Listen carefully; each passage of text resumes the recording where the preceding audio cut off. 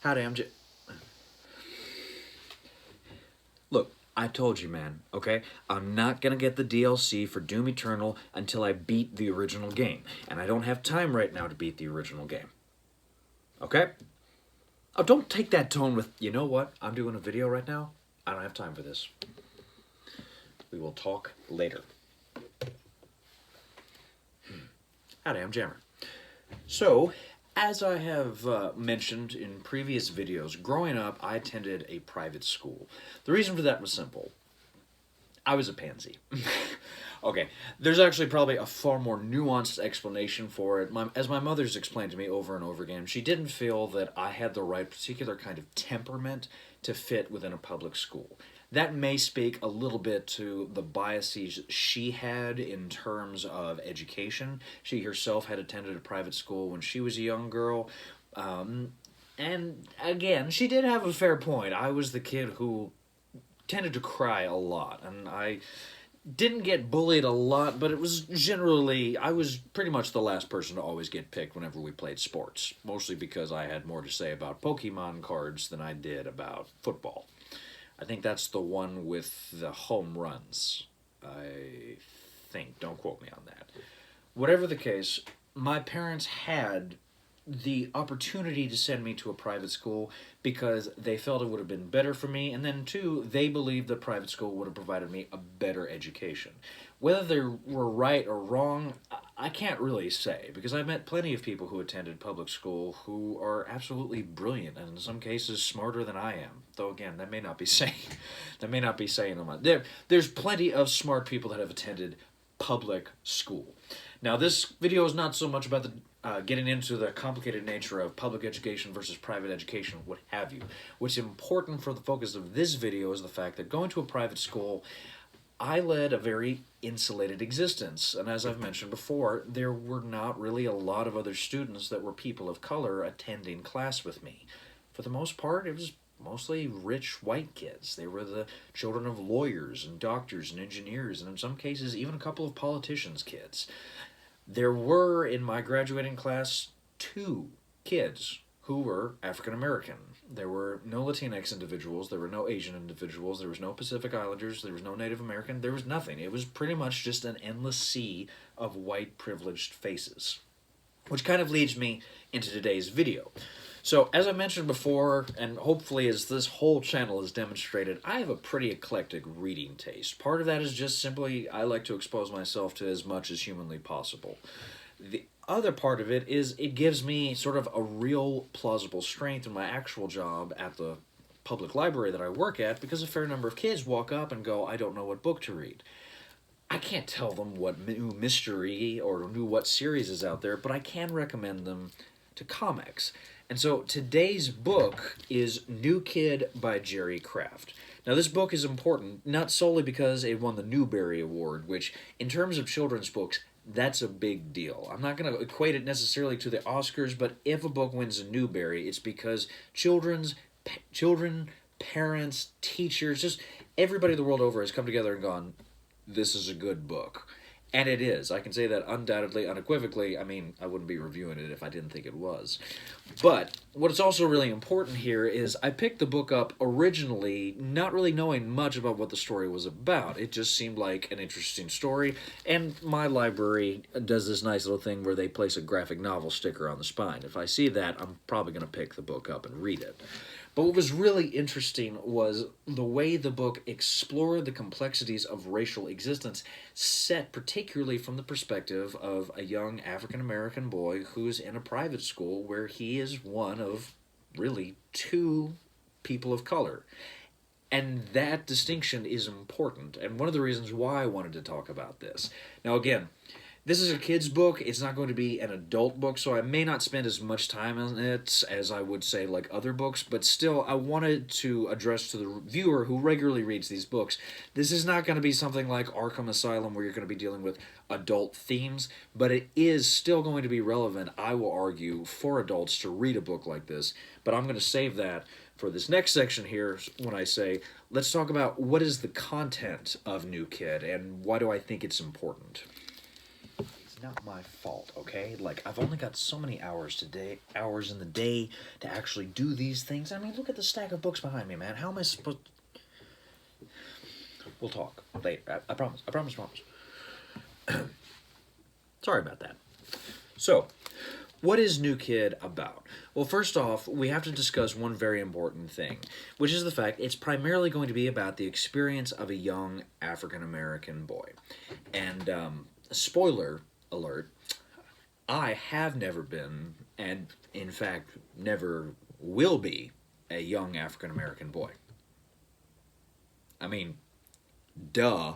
But it's important to talk about, nevertheless, when we discuss books, particularly a book that is trying to explore the nuances of race, we have to address our interaction with the book.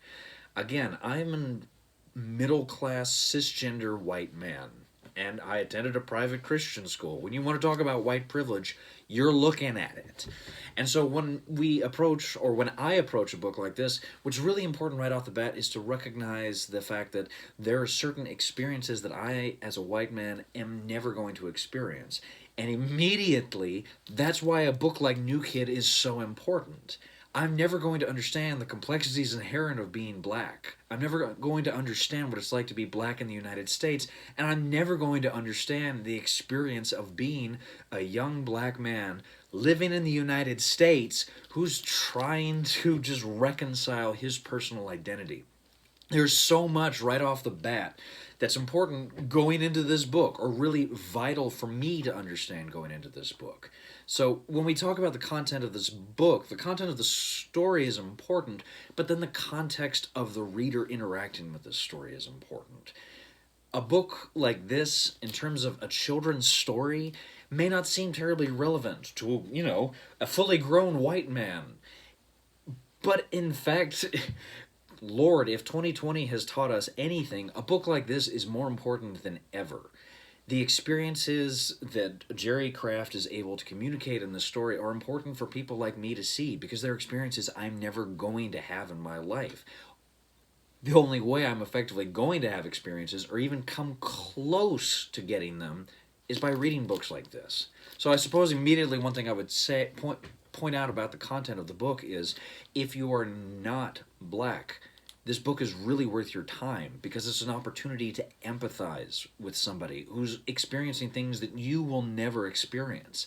And I'm not saying that you're ever going to completely understand it, but you will hopefully encounter situations in this book that will sort of wake you up to, oh, I've never had to deal with something like that in my life. I should probably think about why I never experienced something like that in my life.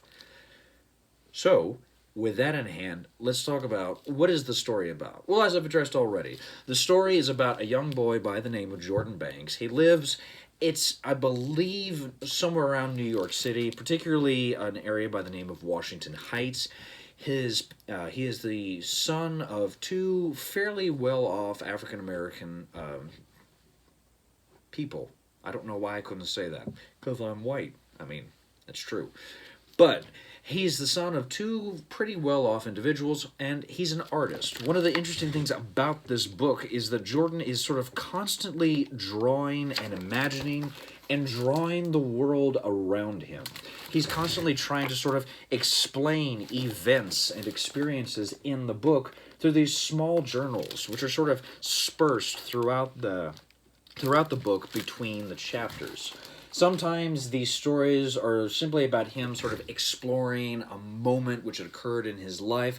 Other times it's about him trying to vent about his frustrations about teachers or other students, what have you. And then sometimes they're sort of, as this one says here, a kind of public service announcement where Jordan is sort of talking to the people that he wants to be able to communicate with, but he can't because he doesn't really have the ability, or doesn't perceive the ability to communicate directly. As a kid who would rather, as an adult who would rather spend his time drawing than talking to people for the most part, I get that. And that's what's really fun about the story. Jordan wants to be an artist, and in fact, he wants to go to an art school, but his parents, particularly his mom, really prefers for him to go to a private school. His dad wants him to be happy more than anything else. And his dad really perceives that Jordan would be happier at the art school, but at the same time, he's a husband. And I'm not saying he has to acquiesce to his wife's will, but he does have to consider as well that I'm a dad and I want the best for my kid. What follows then is the experiences of Jordan as he goes to a private school, as he makes friends that tend to be pretty rich and white. In one particular instance, he actually goes over to a friend's house who is not just rich, but like super duper duper rich. And of course, I didn't mark the panels, or I didn't mark the part in the story where that actually took place. You would think I would be prepared when doing these videos. Okay. Well, I didn't mark the particular page, but one of the important aspects of the story is that Jordan meets a fair number of people at school who he likes a lot, who he thinks is cool, and he spends more and more time with them. And at the same time, he has friends from his original community, which words like ghetto I don't feel are particularly appropriate for me to say, but again, areas where there's not necessarily poverty, but a lot more working lower class individuals. So in one particular instance, when we see him trying to explain the use of a word probably, we can see the reaction as his old world friends are effectively looking at him going like, oh my god, you are such a nerd. In fact, one of the terms they tend to start throwing at him is private school. This is something that I didn't really have much encounter with because most of my friends growing up tended to be middle to upper class. But this is something, again, that's really important when we talk about this book, is because it explores how there's some kids in this world who effectively have to lead a kind of double identity of living in going to a private school where everybody's super rich, and then going back to their neighborhood where most of the kids aren't going to a private school. They're going to a public school, and so they don't have the same kind of access to educational resources. And this is where my graduate school training has to come, like, sort of come out and then immediately get pushed down because we're getting into sort of class structures, what have you. What's interesting about New Kid is it explores Jordan's experiences, not only just being a black kid navigating the world between white and black, but then also navigating the world between rich and poor. So you see, what's really interesting about the story content-wise is the way that Jordan encounters these worlds and the way he tries to balance them and find balance. And then, of course, there's simply the matter of trying to handle the issues of race in a predominantly white school. In one particular instance, he encounters a young man by the name of Mario. All the kids in town call him Mario, or Morio, and as this young man explains, it rhymes with Oreo, and it shows how people perceive him as black on the outside, and then they perceive him as white on the inside. My girlfriend is quite often reminding me I am white. Like, I'm just white, period. I'm white as a Yeti in a snowstorm fighting Tilda Swinton in a Wes Anderson movie. I really need to come up with a new, fun way to say it, but it's true. That's something that is definitively an aspect of my existence. I don't know what that's like, but this is, again, an experience that young black children are going to experience. Young people of color are going to experience this.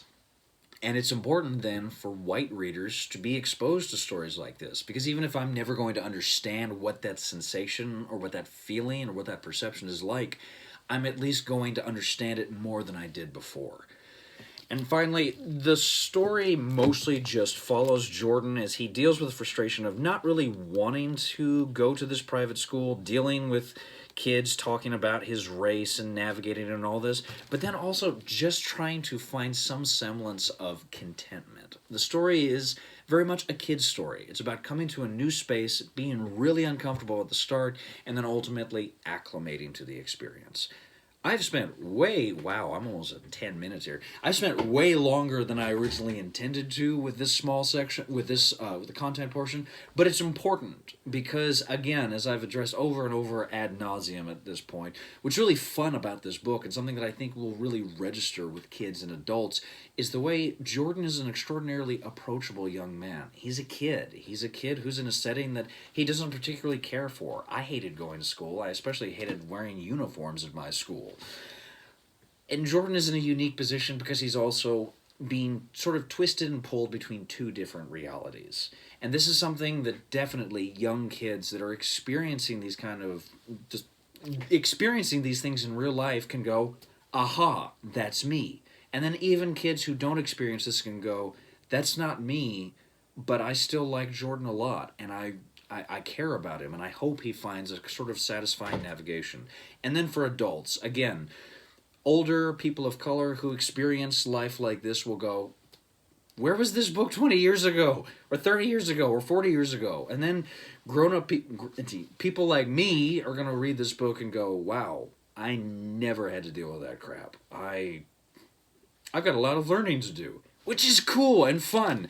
And now I've said enough about the content. Let's talk about, formally, why I think New Kid is really interesting. You know, you can ignore me all you want, man, okay? You can just sit there and just not listen to me, but I don't care, okay? I don't care. I've said what I need to say. We're just through. You know what? You're being super rude to the audience. I'm taking you out. Yeah, no. You've lost your video privileges. Get out. Get out of here. Get out of here. What was I saying? Oh, yes. So I kind of rambled through the content, so let's hopefully address the issue of, formally, why New Kid I think is really interesting. So when we're talking again about a kid's graphic novel, we have to remember again that for the most part, children aren't trained, at least in terms of Western society and maybe Eastern society as well, but for the most part, kids really aren't taught how to read using comics. I was, but I'm kind of an outlier in this scenario. So I always sort of caution people going into kids' comics who may be hoping or expecting for a little more visual play to take consideration of that fact. It's important to remember kids aren't taught how to read comics.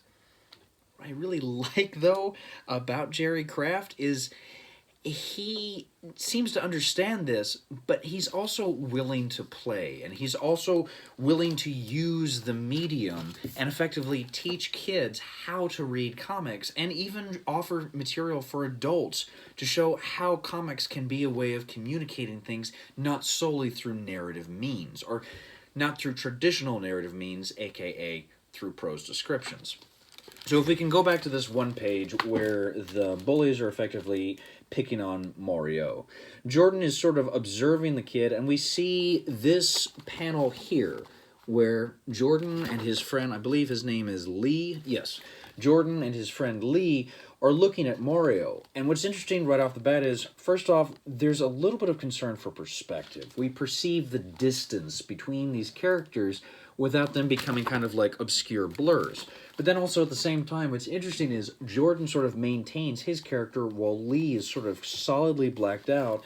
And then, of course, you have Maury right there at the very beginning. It's really important to observe how that perspective is being employed. And then also, if we look back here, we observe that the top part of the page, we have two regular panels, just two square panels, pretty traditional, nothing really new or experimental there. But then at the very bottom here, we have an open-ended space. This is something that we've observed in terms of this, like in terms of the previous videos on this channel, where you can effectively convey the notion or the implication of a panel without explicitly drawing a box around it. It doesn't take a lot of imagining to figure out what's going on in the shot, yet nevertheless, Jerry Kraft is really good at using the absence of a panel to convey the space, to help add that notion of perspective, to add that idea of emotional distance. It's just a really good trick. And this book is really good at using a lot of sort of traditional experimentations in comics to convey ideas across. In one particular panel, Jordan is having lunch with his grandfather. And we have this whole page in order to actually convey a long conversation taking place between the pair of them. Now, this is something that we've seen before in this video. If you remember Shirt Lifter or Unpacking by Steve McIsaac, he employed this. And in fact, there's been a fair number of cartoonists which have employed structures like this before. Nevertheless, it's a really good panel because in one page, we're able to observe how he's able to communicate the passage of time. and more importantly, by using the word bubbles as a way of communicating the idea that time is progressing forward. By using one page, he's also able to just hold us on this conversation, and we're able to see how Jordan and his grandfather are trying to really communicate one another. The grandfather's trying to offer Jordan a kind of emotional respite in this moment to go, hey kid, I've been there for you, just tell me what's bugging you, because I love you, I'm your grandfather. And so you have at this moment a really nice arrangement of the page, not solely as a means of, one, handling a very, very long back and forth conversation, but also allowing for a sort of emotional intimacy between a grandfather and grandson. By keeping these figures in place, we're able to just sort of be in the moment, which is what happens when you have emotional moments like that in real life. He could have broken that up in a panel by panel by panel by panel for each individual moment, but that may have conveyed a kind of tension, which really isn't what we're looking for here. Especially in the moment when he's talking to his grandfather, we want Jordan to feel relaxed and comfortable. Now, I brought this panel up earlier when we have Jordan playing basketball with some of his friends from the original neighborhood, and we have, if you observe here, a lot of play with panel designs. If you look here, we have one of Jordan's friends physically pointing his hand into this panel here. So while this background is completely blank and white, here we return to the space of the gymnasium. It's really, there's not a lot of detail here. We get the solid blue, the solid white, and then the solid brown to indicate like the wood floors and then the general painting that every gymnasium in America has, my God. But then at the same time, we also are able to observe here the way it isolates Jordan. Jerry Kraft is really good at demonstrating how Jordan is isolated socially from the other people in his group. So while Jordan may be sort of trying to communicate his experience, he's ultimately divided from people that he used to live and interact with on a daily level. That's a really solid technique for communicating an idea non-verbally. Instead of having to sort of elaborate or sort of provide exposition about how Jordan said, I felt disassociated or disconnected from my friends, he's able to just show it. And it's a nice, subtle method that the reader is automatically able to clue in on. And even if they're not registering it immediately in the moment, it provides a nice, solid visual to sort of break up the monotony of panel by panel by panel. Now, one other thing I really wanted to talk about in this book is Jordan's drawings. Because, again, one of the sort of major content aspects of the book is Jordan is an artist. He's not always able to communicate the things he wants to say verbally. And so he communicates the way artists have done literally ever since, those Australopithecines painted horses in the caves of Lascaux. He draws, and he communicates his experience through drawing. In one particular early passage, titled Jordan's Tips for Taking the Bus, he explores an aspect of being black and taking the bus from the area in which he lives, which tends to be predominantly populated by poor and working class African Americans, to taking the bus to the more sort of richer, affluent side of town, which tends to be, statistically speaking, white. And so we have here a moment where he's trying to communicate the experience of, I'm a black kid on a bus, having to go to a white neighborhood. Sooner or later, somebody's going to look at me and go, what's he doing? What's he doing? And then, unfortunately, think to themselves, is he trying to do something illegal? I don't know. He doesn't seem like he belongs here.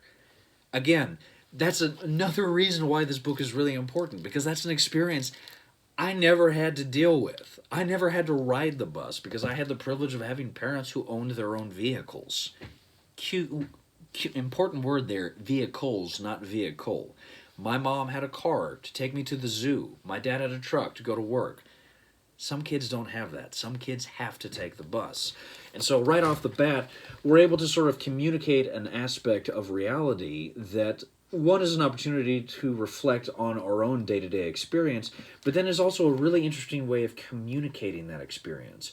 We observe the way that he sort of arranges the figures in the story, the way he communicates through body language, and then if you watch carefully, he has a tendency to, on one hand, point to an arrow to point himself out, and then as he moves over into the white side of town, you'll note he drops the arrow because he doesn't have to point to himself anymore. He perceives that everybody's already looking at him, so there's no reason to point to him and point him out.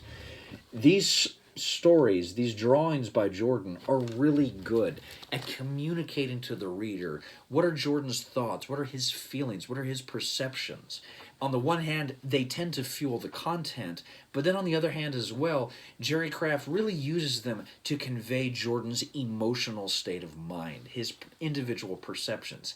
It's a little trick, but it's an important one nonetheless, because over time they become really important to his sort of individual sense of self.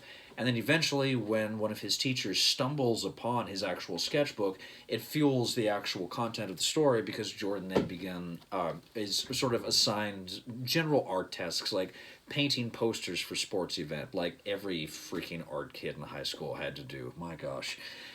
Anyway, when we talk about New Kid visually and in terms of how it works as a comic, there's a lot in this book.